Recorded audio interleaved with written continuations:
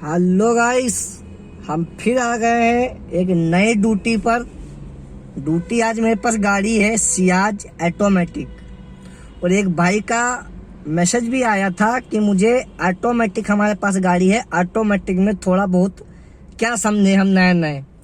पहले तो मैं आपको बता देता हूँ मेरे भाई, अगर आपकी एज 18 प्लस हो तभी आप गाड़ी को छेड़ना, वरना मत छेड़ना।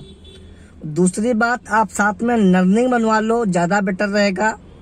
सरकार की तरफ से लर्निंग का पेपर आता है लाइसेंस बनने से पहले 6 महीने का। उसमें ये होता है कि अगर कोई भी बात तुम्हारी हो जाती है, गाड़ी चलाते वक्त किसी से लड़ जाए, तुम्हारे पास एक प्रूफ होगा कि हमने गाड़ी चलाने के लिए सरकार से लर्निंग बनवाई है। दूसरी बात, ऑटोमेटिक हो या मैनुअल गाड़ी हो, कभी भी आप लेकर जा रहे हो या सीख रहे हो तो प्रॉपर लाइसेंस वाला आपके बगल में होना चाहिए, इधर में, ठीक है। तो रही बात ऑटोमेटिक गाड़ी चलाने की, तो सबसे सिंपल और सबसे इजी होता है ऑटोमेटिक गाड़ी। मैं आपको पहले अपनी गाड़ी दिखाता हूँ, फिर आपको समझाता हूँ ऑटोमेटिक और मैनुअल में फ़र्क क्या है। ऑटोमेटिक तो बहुत ही इजी गाड़ी होती है बस। तो पहले तो आप मेरी गाड़ी देखो। अभी मैं आया हूँ कनॉट प्लेस। कनॉट प्लेस में पूरा व्यू है, ये मेरी गाड़ी है सियाज, और पीछे का व्यू पूरा ये देख लो, कनॉट प्लेस। मैं के ब्लॉक में आया हुआ हूँ, ठीक है। तो ये मेरी गाड़ी है।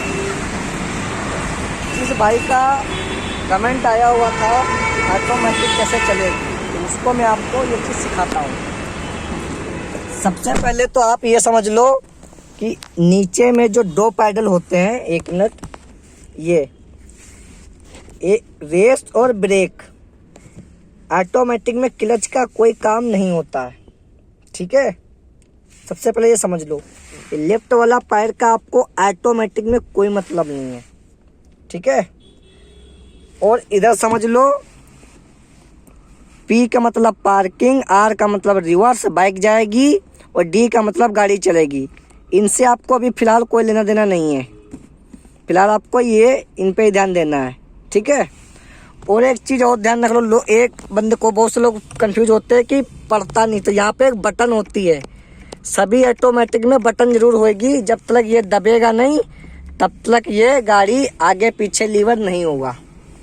सबसे पहले आपको ये करना है कि हमने ब्रेक पे पैर रख लिया है ऐसे, ठीक है, ऐसे पैर रख लिया है, और ये पुश बटन दबा देनी है। पुश बटन होती है, किसी किसी में घुमाने का होता है, पर हमारे में पुश बटन है, तो इसको मैं दबा दिया। गाड़ी हमारी स्टार्ट हो चुकी है, गाड़ी हमारी स्टार्ट हो चुकी है। सामने के स्टैंड में लिख के आ रहा है पार्किंग, मतलब P लिख के आ रहा है, तो पार्किंग है। तो हमने अगर कहीं आगे जाना है तो हम सबसे पहले ये देखो डालेंगे D पे। सामने भी D लिख के आ गया, इसमें भी D लिख के आ गया। अगर मैं जस्ट ब्रेक छोड़ूंगा तब मेरी गाड़ी आगे बढ़ेगी D पे, और जब हम रिवर्स में जाएंगे तो मेरी गाड़ी R पे आ गया, तो R भी लिख के आ गया, और यहाँ पर R में लगी हुई है, तो मतलब मेरी गाड़ी पीछे जाएगी। और अगर हमें नहीं चलाना तो मैं P पे कर दिया हूँ डायरेक्ट पार्किंग। अब मैं गाड़ी बंद कर सकता हूँ। ये देखो, इसी को बटन दबाना है, ब्रेक दबा के रखनी है, और गाड़ी बंद हो गई मेरी। कुछ नहीं करना है, ऑटोमेटिक गाड़ी इजी होती है। पर गाइस, एक चीज़ ज़रूर ध्यान रखना आप लोग, आपकी एज 18 प्लस होनी चाहिए। लर्निंग बनवा लेना, लर्निंग का पेपर जरूर बनवा लेना आप। और जब भी आप गाड़ी निकाल रहे हो, प्रॉपर लाइसेंस वाला आपके बगल में ज़रूर होना चाहिए। जितनी जानकारी है मेरे को उतनी मैं आपको बता रहा हूँ। पहली बार कभी गाड़ी चला रहा हो तो पहले फील्ड में जाना, ना कि किसी रोड पे। गाड़ी गुड़ी ऐसी चीज़ है, आरामदायक भी है, और 2 मिनट में बहुत कुछ हो सकता है।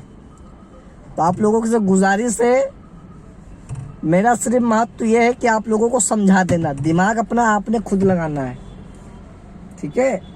और किसी भाई का कमेंट हो, कोई बात हो, आप मुझे बताना। जस्ट मेरे पास गाड़ी ड्यूटी आएगी, मैं उस हिसाब से आपको बता दूंगा। ये ऑटोमेटिक होता है।